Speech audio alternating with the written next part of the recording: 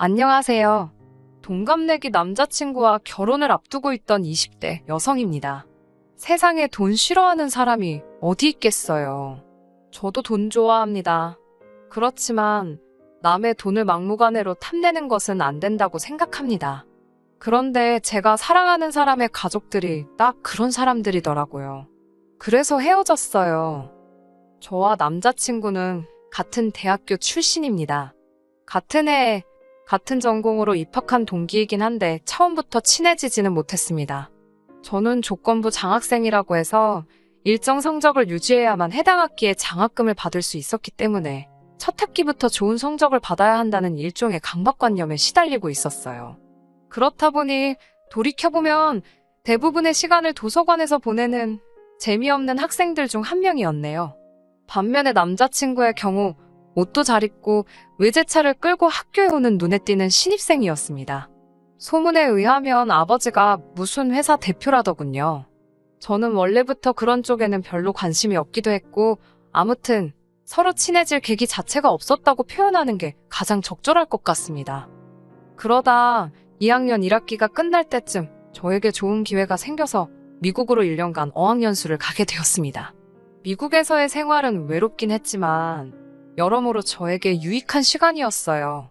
현지에서 영어를 배우니 하루가 다르게 실력이 느는 게 느껴지더라고요.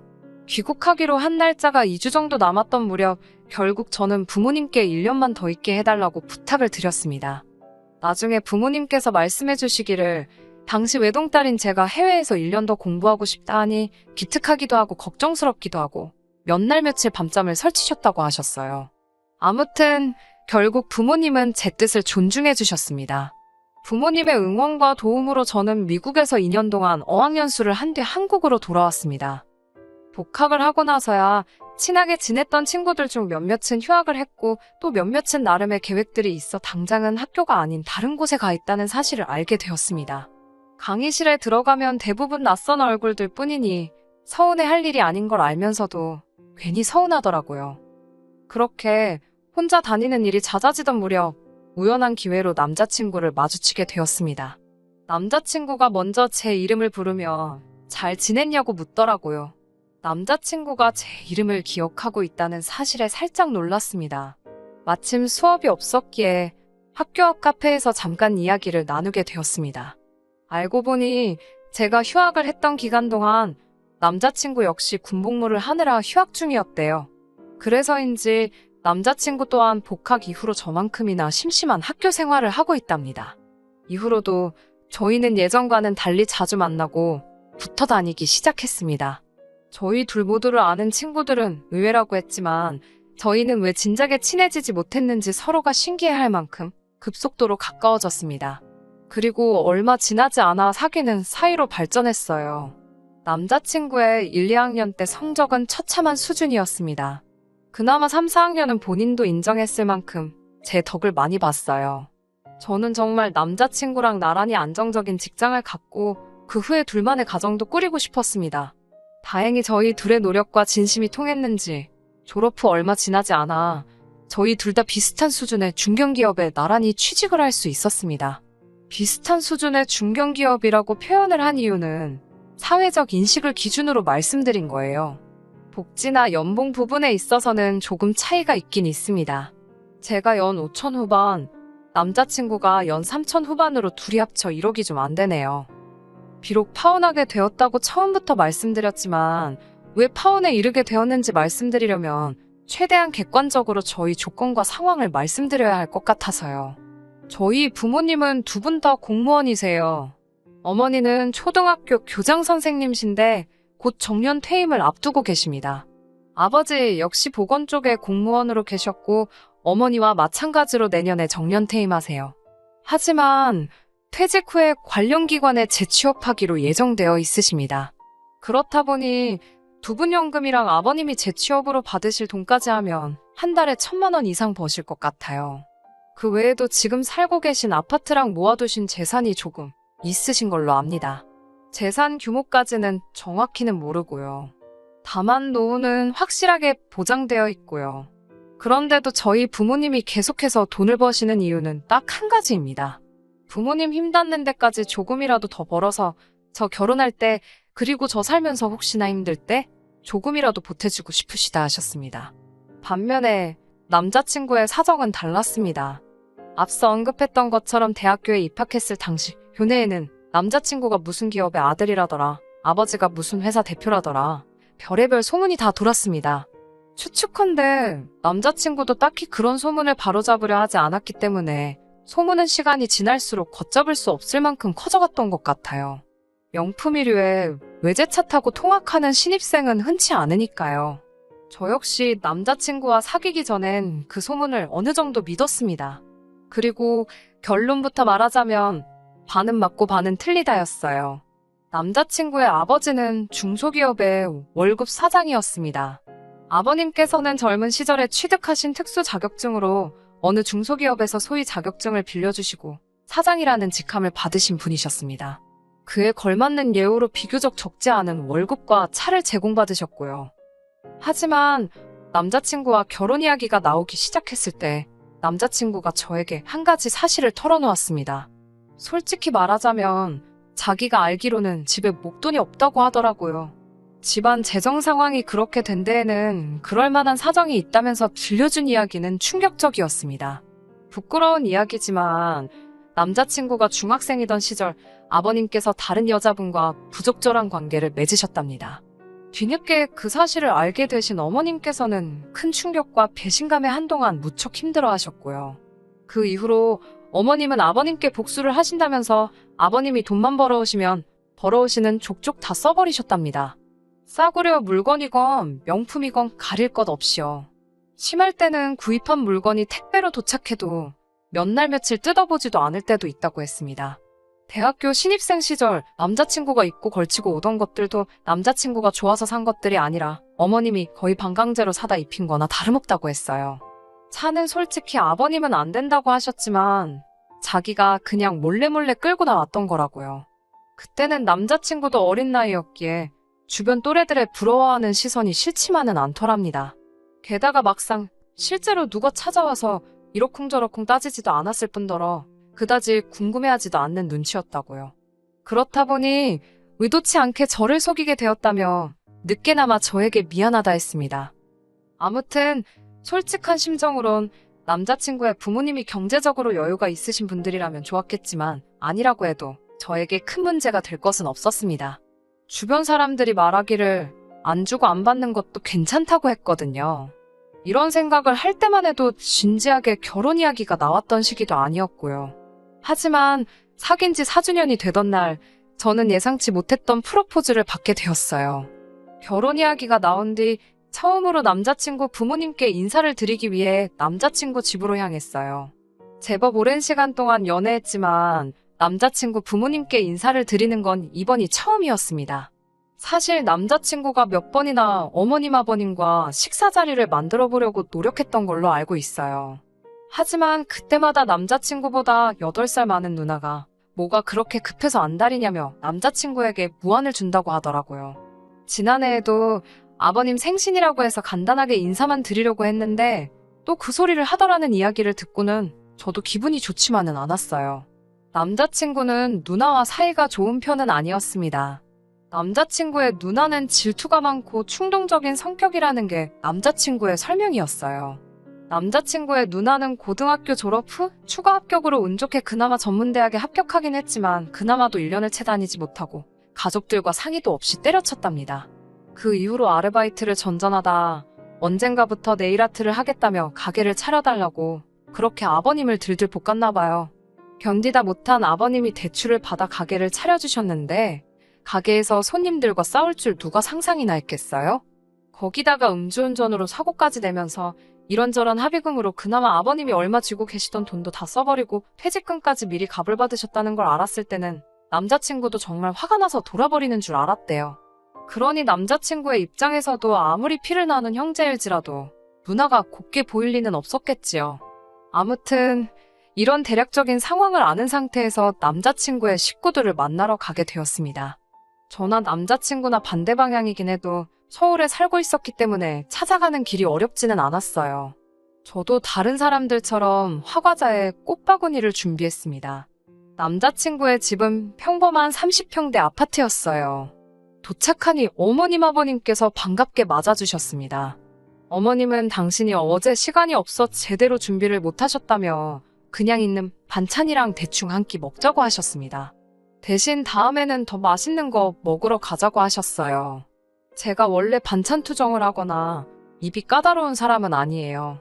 하지만 식탁을 쓱 보니까 국이나 찌개는 고사하고 마른 밑반찬 몇 가지에 계란 후라이가 전부더라고요. 저도 사람인데 당연히 실망했어요. 하지만 밥을 먹으러 온 것도 아니고 가뜩이나 긴장한 상태라서 어차피 무엇을 먹는들 제대로 소화시킬 자신도 없었기에 애써 그러려니 생각하려고 했습니다. 밥 한 숟갈 뜨려는데 어머님하고 아버님 두 분이서 이야기를 시작하시더라고요. 듣자 하니 아버님은 반년 안에 회사를 나오신답니다. 그리고는 반년에서 1년 정도는 쉬시다가 경비일 알아봐야지 그러시는 거예요. 그 이야기를 듣는데 제가 다 걱정이 되었습니다. 짧은 순간이었지만 별의별 생각이 다 들었거든요. 현역으로 계실 때 결혼식을 올려야 하는데 라는 생각부터 시작해서 요새는 경비일도 구하기 어렵다던데, 그리고 남자친구 말로는 집에 목돈이 하나도 없댔는데 무슨 돈으로 반년이건 1년이건 버티시려고 그러지. 별의별 생각들이 머릿속을 스쳤어요. 하지만 정작 어머님은 아무런 걱정이 없어 보이셨습니다. 저희를 보시더니 애들이 도와주겠지 그러시는데 정말 깜짝 놀랐습니다. 제가 어떻게 도와드리냐고 물었습니다. 사실 처음 인사드리러 간 자리니까 좋은 게 좋은 거라고 일단은 적당히 맞장구를 쳐드릴 수도 있었지만 그랬다가 제 팔자 제가 꼬게 될 수도 있잖아요. 그래서 처음에 인사하러 올 때부터 할 말은 똑바로 해야겠다고 생각하고 왔거든요. 어머님께서는 저를 물끄러미 쳐다보시더니 남자친구 쪽으로 시선을 돌리시고는 그럼 부모가 힘든데 모른 척 할 거냐고, 안 도와줄 거냐고 되물으셨어요. 그래도 내가 지금까지 키워줬는데 당연히 챙겨줘야 되는 게 도리 아니냐고요. 그러면서 제 남자친구는 당신의 노후 대책이고 연금이랍니다. 그러자 남자친구가 난처한 듯 저를 쳐다보더니 어머님께 챙겨드린다고 대답했어요. 남자친구의 대답을 듣고는 솔직히 실망스러웠습니다. 사실 인사드리러 오기 전 저희 둘이 나름대로 결혼하면 어떻게 생활을 할 것인지에 대해서 예산도 짜보고 이야기를 나눴었거든요. 저는 부모님께 도움을 받을 수 있었지만 남자친구가 받을 형편이 안 되니 차라리 양가 도움 없이 각자 모은 돈과 대출로 결혼을 하기로 했어요. 반반 생활비 하는 집도 많다던데 저희는 일단 저축하는 게 제일 큰 목표이기 때문에 네 돈 내 돈 할 것 없이 같이 모으는데 주력하기로 했고요. 명절, 생일을 제외하고는 외식이나 목돈 지출을 자제하자고도 했습니다. 그렇게 해서 5년 안에 저희 두 사람 이름으로 된 집을 사는 게 최종 목표였어요. 그런데 어머님이 한마디 하니까 설령 어머님 기분 맞춰드리려고 별뜻 없이 한 소리라고 해도 저와 한 이야기가 있음에도 불구하고 쉽게 말을 바꾸는 남자친구를 보니 김이 확 새더라고요. 결혼 후에도 어머님과 제 사이에 무슨 일이 생기면 늘 저런 식이지 않을까 하는 걱정도 되었고요. 저는 이렇게 된 거 물어보고 싶은 건 다 물어보고 확실하고 깔끔하게 정리를 해야겠다 싶었습니다. 그리고 마침 이때 남자친구의 누나가 집에 들어왔어요. 한참 대화 중인데 자기도 한 자리 차지하고 앉더라고요. 뒤이어 어머님께서 먼저 저희에게 결혼 준비는 어떻게 할 건지 물어보셨습니다. 어머님께 제가 신뢰가 안 된다면 얼마나 도와주실 수 있냐고 여쭤봤어요. 그러자 남자친구가 말한 대로 어머님께서는 지금 들고 계신 현금 목돈이 하나도 없다고 하셨습니다. 그러면서 또다시 저희 결혼 자금을 도와주시기는커녕 당신 코가 석자랍니다. 아버님이 경비일을 하게 된다고 해도 건강상 일주일에 3일 정도밖에 못 하실 거라서 한 달에 200이 안 되게 벌어올 텐데 그동안 쓰던 가락이 있어서 이제 어떻게 생활을 해야 할지 감이 안 오신다고요. 그 말씀을 하시면서 저희를 번갈아 쳐다보셨습니다. 그리고는 설마 부모를 모른 채 하겠냐며 둘이 합쳐서 한 달에 한 500은 버냐고 물어보셨어요. 그러더니 100만 원만 주면 된답니다. 순간 제 귀를 의심했어요. 어머님께서 저희더러 한 달에 100만 원씩 달라시더군요. 제가 어머님께 어머님도 이참에 나가서 소일거리라도 해보시는 건 어떠냐고 물었습니다. 당시 남자친구 어머님은 저희 부모님보다 한참 어리셔서 60도 안 되셨거든요. 밖에 나가보시면 60 넘어서 현역으로 일하시는 분들 많으시다고 하니까 저더러 심보가 고약하답니다. 돈 얘기 좀 했다고 바로 시어머니 될 사람한테 나가서 돈 벌라는 애가 어딨냐고요. 내가 네 돈 달래든 내 아들한테 받으면 된다며 버럭하시는 어머님을 보는데 한숨이 절로 나왔습니다. 제 돈이건 어머님 아들 돈이건 저희 둘이 결혼하면 부부의 공동자금이라고 설명을 드려도 그건 당신 알 바가 아니랍니다. 더 화가 났던 건 옆에서 남자친구 누나까지 끼어들어서 어머님이 당신 아들한테 용돈 좀 달라는데 제3자가 왜 끼어들어서 감나라 배나라 하냐고 저한테 뭐라고 하더라고요. 누가 제3자라는 건지 결국 제가 언니야말로 제3자니까 빠지라고 했습니다. 그러자 남자친구 누나는 저더러 말하는 사가지 좀 보라며 네가 뭐가 그렇게 잘났는데 아까부터 따박따박 말대꾸냐입니다. 시댁에 그렇게 하라고 배웠냐고요. 짜증이 난 제가 나한테 그러지 말고 어머님이 지금 아버님 은퇴하시면 먹고 사실 돈이 없다는데 해결책 좀 내놔보라고 했습니다. 왜 그 이야기할 땐 입 다물고 아무 소리도 안 하고 있다가 제가 무슨 말만 하면 저한테 난리냐고요. 맏딸이신데 앞으로 부모님께 용돈 좀 드릴 거냐고 물었습니다. 언니도 100만 원씩 드릴 거냐고 하니까 남자친구 누나가 저를 죽일 듯이 노려보더라고요. 남자친구는 지 누나가 저한테 뭐라고 할 때는 입 딱 다물고 한마디도 안 하더니 이제서야 저한테 왜 그러냐며 그만하라고 하더라고요. 남자친구 누나는 자기가 자기 엄마한테 얼마를 주든 그게 저랑 무슨 상관이냐면서 저더러 네가 뭔데 이래라 저래라 난리냐고 고래고래 소리를 질렀습니다. 저도 언니한테 그러니까요. 그게 제가 하고 싶은 말이에요. 저희가 결혼을 하게 되면 어머님한테 용돈을 얼마 드릴지 이야기하고 있는 건데 왜 언니가 끼어드냐고요. 벌써부터 시누이 노릇이라도 하고 싶어서 그러냐고 물었네요. 그러자 남자친구 누나가 약간 얼빠진 표정으로 저를 쳐다보더니 너 미국물 먹었다더니 성격 뭐 같다고 그러는 거예요.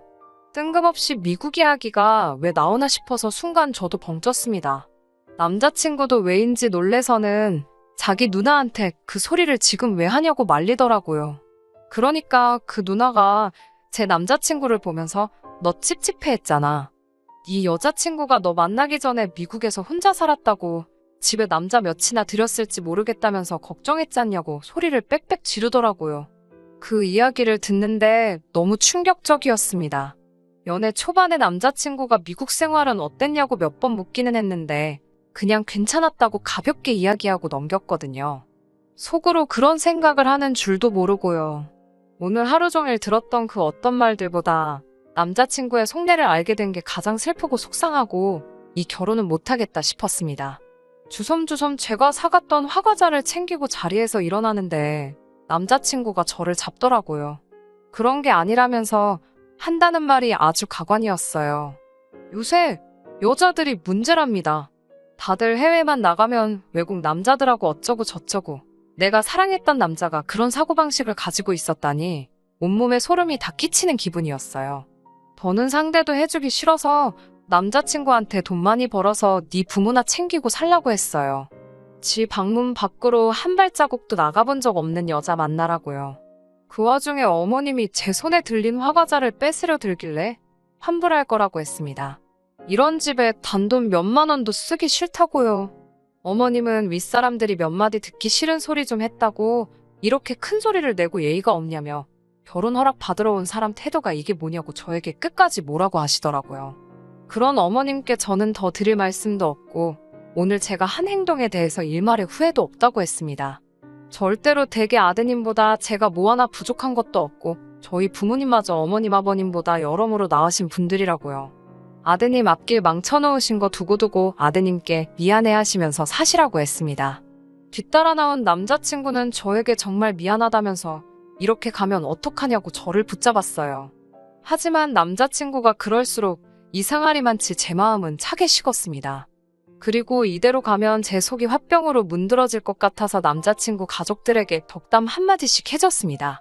남자친구에겐 앞으로 돈 없는 네 부모 연금 노릇하면서 못 빠지게 열심히 살고 남자친구 누나에겐 나이에 맞게 밥값 좀 하고 어머님은 남 등골 빼먹을 생각 좀 하지 마시라고요. 아버님은 내내 그냥 먼 산만 보고 계셨고 제가 보기에도 좀 안쓰러워서 아무 말도 안 했어요.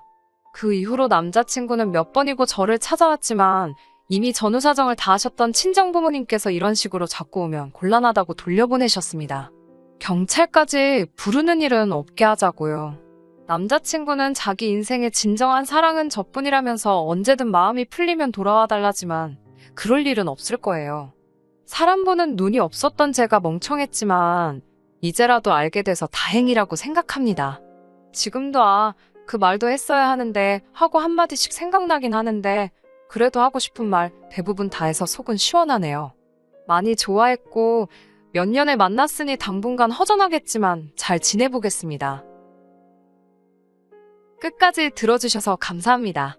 오늘의 사연은 여기까지입니다. 구독과 좋아요, 알람 설정 부탁드리고 더 좋은 사연으로